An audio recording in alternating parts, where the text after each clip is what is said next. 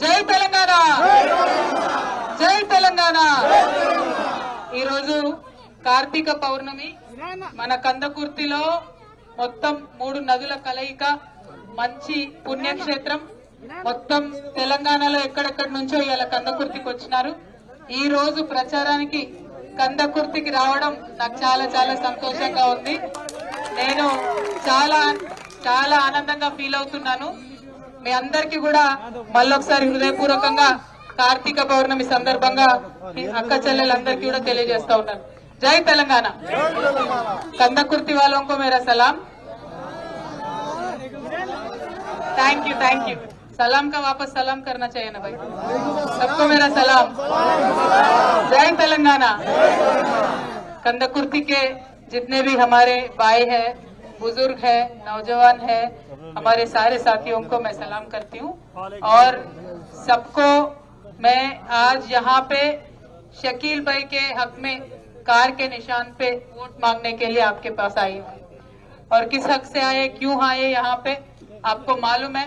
पिछले 25 साल से केसीआर साहब ने एक मुहिम चलाई थी, जद्दोजहद चलाया था इन्होंने. 15 साल जो बात उन्होंने कहा है उस पे अड़े रहकर तेलंगाना रियासत जब तक कायम नहीं हुआ तब तक वो लड़ते रहे. और आप सबने उनका साथ दिया. आज अल्लाह का करम हुआ तो तेलंगाना रियासत बना. बनने के बाद केसीआर साहब ने खून पसीना एक करके, आपको मालूम है किस तरीके से तरक्की के रास्ते पे इसको ले जा रहे हैं. और तरक्की कैसी होती है, अपने पास 24 आवर्स पावर होता है, कभी कट नहीं होता है. उससे पहले आपने हुकूमत बहुत सारे देखे. 55 साल तक कांग्रेस की हुकूमत चलती थी, लेकिन 24 घंटे कभी भी अपने को बिजली नहीं मिलता था. केसीआर साहब आने के बाद सिर्फ 6 महीने में उन्होंने वो पूरा प्रॉब्लम को सॉल्व कर दिया. वो आपके सामने है, मुझे कुछ झूठ नहीं बोलना है, अलग से नहीं बोलना है. देखिए उसके बाद उन्होंने क्या किया. सुबह उठे तो हमारे बहने गड़े लेके परेशान होते थे पानी के लिए, बहुत ही प्रॉब्लमैटिक था. लेकिन केसीआर साहब ने ये ठान लिया था कि मुझे हर घर में पानी पहुंचाना है. और वो बहुत जिद्दी आदमी है, बहुत ही ज्यादा जिद्दी आदमी है. उन्होंने जो कहा वो पहले 5 साल के अपने हुकूमत में उन्होंने करके दिखाया. और उतने हिम्मत वाले हैं केसीआर साहब, इतने हिम्मत वाले हैं, जो दोबारा हम इलेक्शन में जा रहे थे तो उन्होंने सबसे चैलेंज किया था. उन्होंने कहा अगर हर घर में पानी नहीं पहुंचा तो मैं वोट भी नहीं मांगूंगा. उतने जिद पे लेके उन्होंने काम किया है.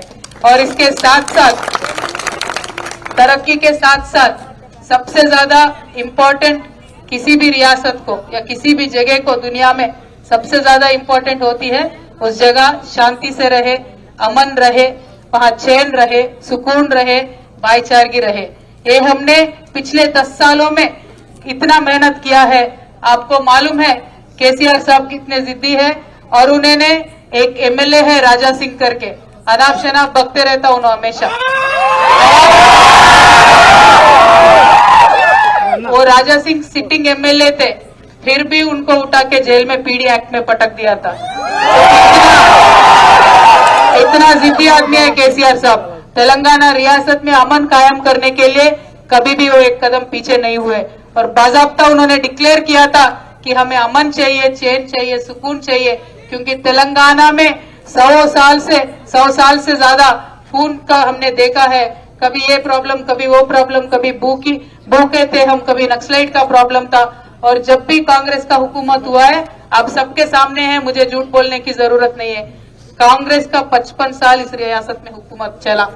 और आप सोचिए किसी भी एक साल गुजरा विदाउट कर्फ्यू. हर एक साल कभी ना कभी कर्फ्यू लगता था. और कांग्रेस के हुकूमत में 113 दिन, पिछले 20 साल का ही बोल रही हूँ मैं, ज्यादा पीछे नहीं जा रही हूँ, 103 दिन कर्फ्यू लगा था. और पिछले 10 साल के केसीआर हुकूमत में आपने देखा है कभी 1 घंटा भी कर्फ्यू नहीं लगाया. और इसी तरीके से हमें चलाना है आगे चल के भी. इसीलिए और एक आपको मिसाल मैं पेश करना चाहूंगी. हाल ही में इसी साल में हैदराबाद में, अरे शोर न तो करो मियां, वहां पे चुपचाप रह जाओ थोड़ा.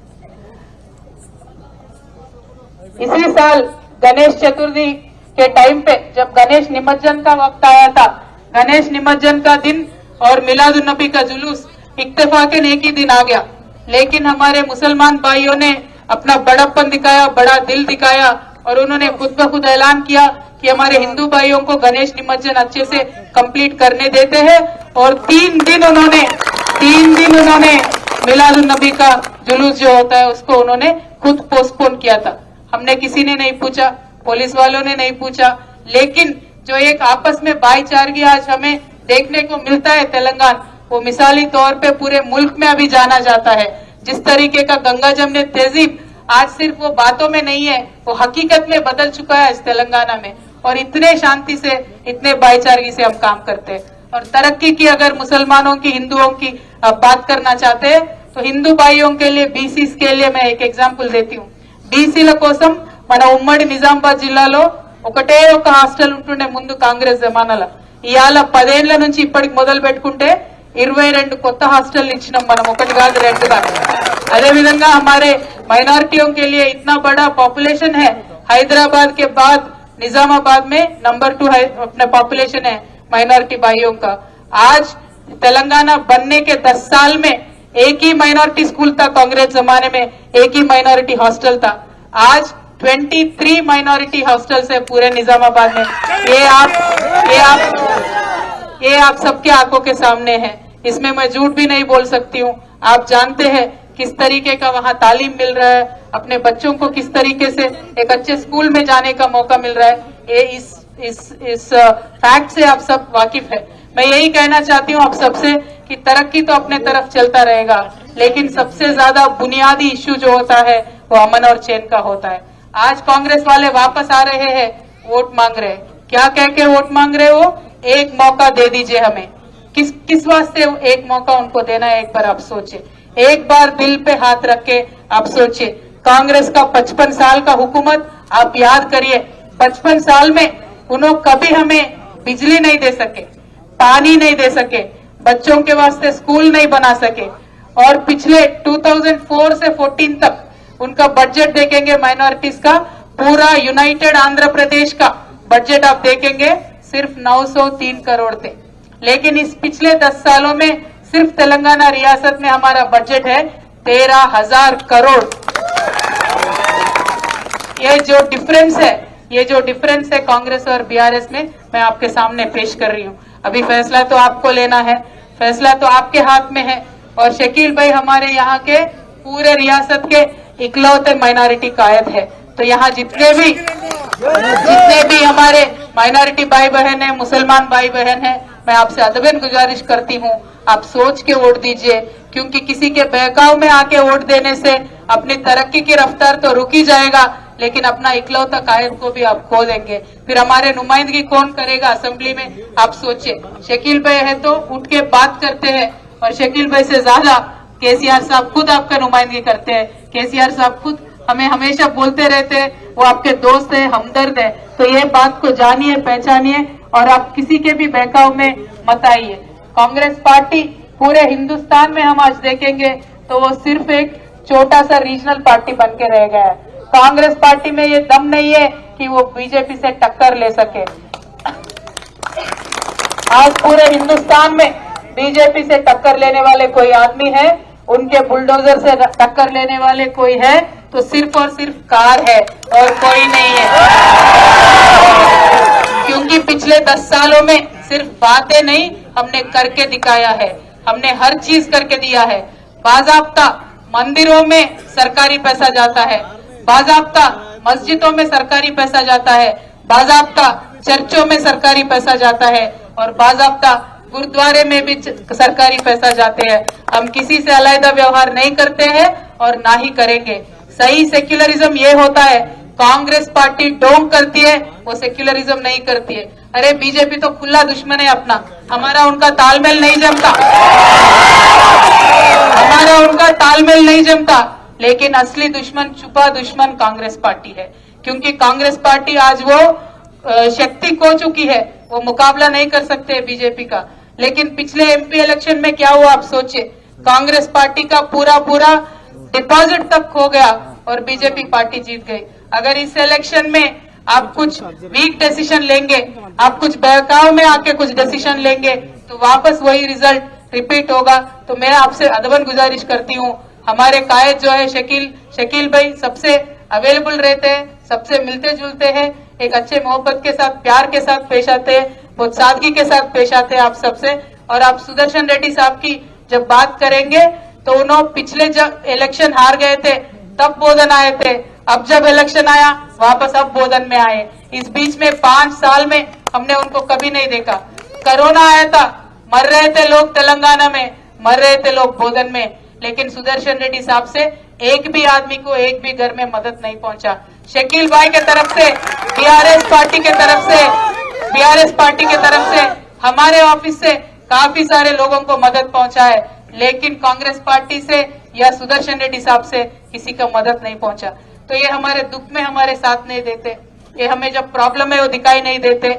उनको अगर किसी चीफ मिनिस्टर को बदलना है तो अपने को आपस में लड़ाते हैं, दंगे फसाद कराते हैं। और एक चीज सोचे, हैदराबाद तक ये सीमित नहीं रहता, वो सारे डिस्ट्रिक्ट में दंगे फसाद फैलाते रहते। तो ऐसे लोगों से हमें क्यों दोस्ती करना चाहिए? आप एक बात वो सोचिए। और मेरी रिक्वेस्ट ये है, तरक्की तो बराबर होगी कंदकुर्ती की। आपको मालूम है जब मैं एमपी थी, इस गांव को अडॉप्ट करके जितना हो सके उतना हम डेवलपमेंट करें। फिर भी डेवलपमेंट एक कंटिन्यूअस प्रोसेस है, वो हमेशा चलता रहेगा। और सबसे बड़ी प्रॉब्लम, सबसे बड़ी आज जरूरत जो अगर है तो वो घरों के वास्ते हम सबको जरूरत है।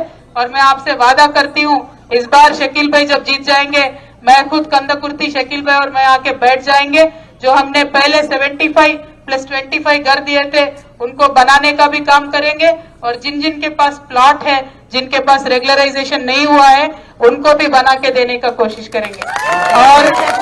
और मैं आपसे एक दो तीन चीज और बताना चाहती हूँ। जो हमारे रेशन कार्ड जितने भी पेंडिंग है उन सबको इमीडिएटली दे दिया जाएगा। उसके बाद जिस घर में कुछ भी पेंशन नहीं आता हो, जिस घर में रैतु बंधु नहीं आता हो, उस घर के औरत के नाम पे 3000 रुपए का वजीफा दिया जाएगा। उसका नाम हमने सौभाग्य लक्ष्मी रखा है, वो वजीफा दिया जाएगा। उसके बाद ऑलरेडी जिनको 2000 की वजीफा आती है उसको बढ़ाकर 5000 किया जाएगा। और हमारे बीडी वर्कर्स, हमारे बहनों को, थोड़े लोगों को अभी वजीफा मिल रहा है, थोड़े लोगों को नहीं मिल रहा है। तो मैं आप सबसे ये कहना चाहती हूँ, మీ అందరికీ చెప్తా ఉన్నామా, 2014 కట్ ఆఫ్ డేట్ పెట్టినాం మనము, అది తీసేస్తాం। పిఎఫ్ కార్డు ఉన్న ప్రతి ఒక్కరికి కూడా బీడీ కార్మికులకు पेंशन इచ్చుకుంటామని మీకు సంతోషంగా తెలియజేస్తా ఉన్నాను। और इसके साथ साथ मैं ये और एक बात भी कहना चाहती हूँ, जब अपना रेशन कार्ड सही ढंग से सबको दे दिया जाएगा, जिस तरह से आज रैयतों को इंश्योरेंस मिलता है, रैयतों को इंश्योरेंस मिलता है 5 लाख का, उसी तरीके से सब रेशन कार्ड होल्डर्स को 5 लाख का केसीआर बीमा के नाम से और बीमा भी दिया जाएगा। उसके साथ साथ हम जब हॉस्पिटल जाते हैं, प्राइवेट हॉस्पिटल, जो लाखों में खर्चा आ रहा है अनफॉर्चुनेटली, उसको 15 लाख तक का लिमिट बढ़ाया गया है। तो प्राइवेट हॉस्पिटल में हम जाएंगे तो 15 लाख तक का मुफ्त में हमें इलाज भी मिलेगा। ये सारे स्कीमात अभी केसीआर साहब ने डिसाइड किया है। मैं आपको इसका एक थोड़ा बैकग्राउंड देती हूँ। केसीआर साहब जब पहले बार हुकूमत में आए थे, उन्होंने कहा कि हम 1000 रुपए का वजीफा देंगे, और पहले 5 साल वो लगातार देते रहे, कभी 1 महीने भी नहीं छूटा। दोबारा जब सरकार में आ रहे थे, हमने 2000 वजीफा देने का वादा किया था, और वो भी 1 महीना भी नहीं छूटा।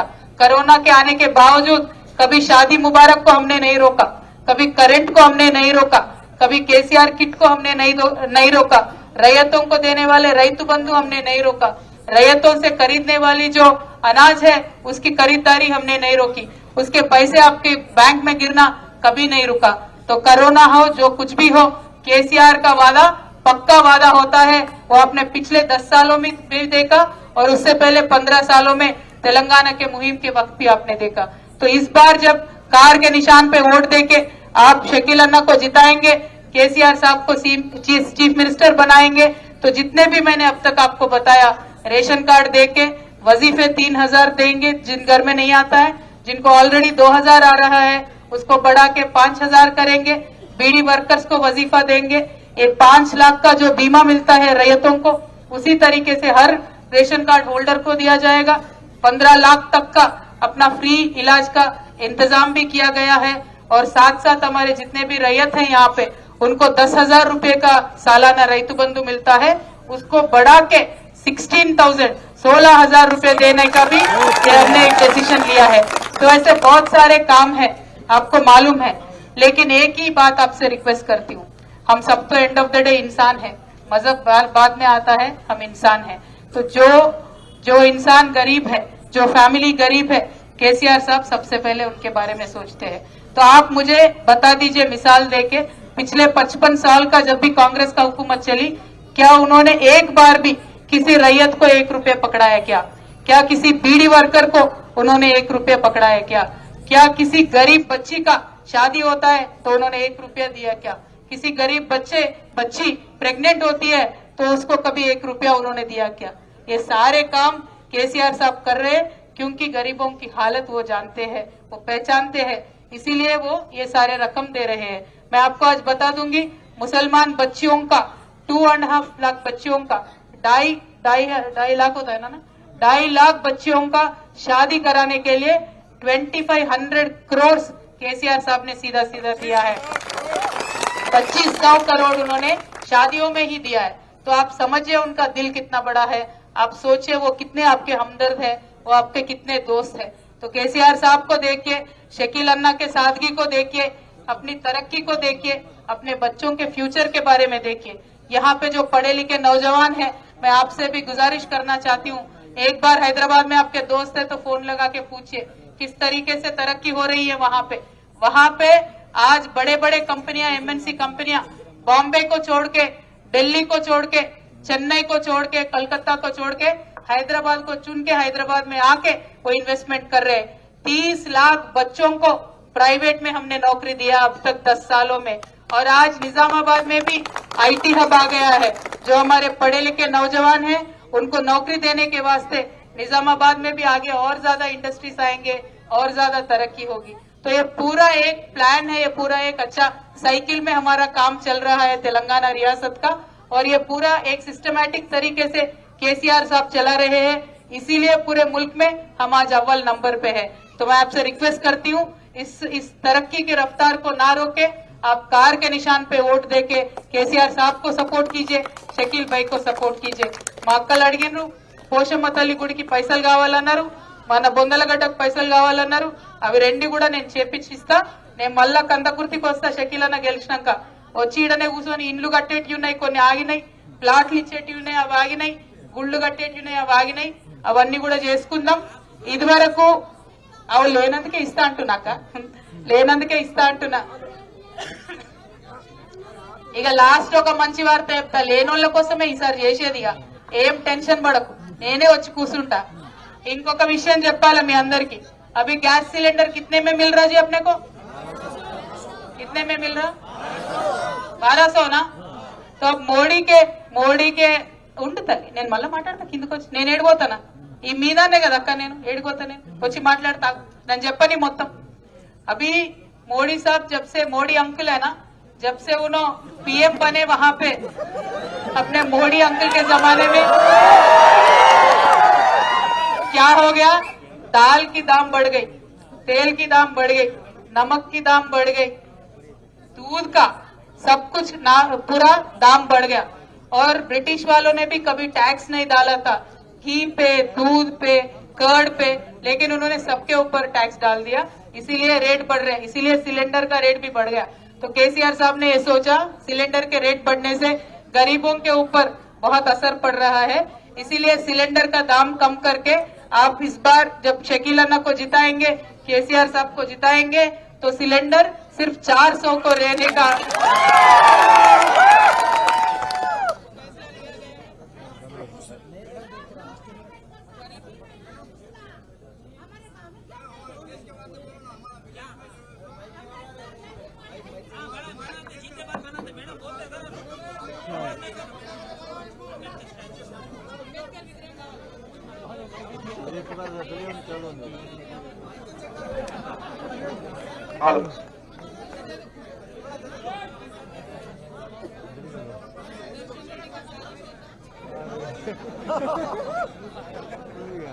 जय तेलंगाना।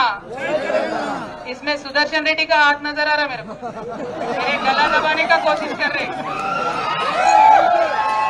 అంబేద్కర్ విగ్రహం అక్క ఏ ఇను అక్క ఓ అక్క ఇను నీకే చెప్తానా అంబేద్కర్ విగ్రహం కావాలి కదా నేను కట్టించిస్తా అసెంబ్లీలో పెట్టేందుకే లొల్లి పెట్టినాం మనం నీకెందుకు నేను కట్టిస్తా కదా అయితే మీ అందరితో కోరేది ఒకటే ఇప్పుడు ఎట్లా అయితే మనం శాంతియుతంగా ఉన్నామో అదే శాంతి కొనసాగించాలంటే అందరం కలిసిమెలిసి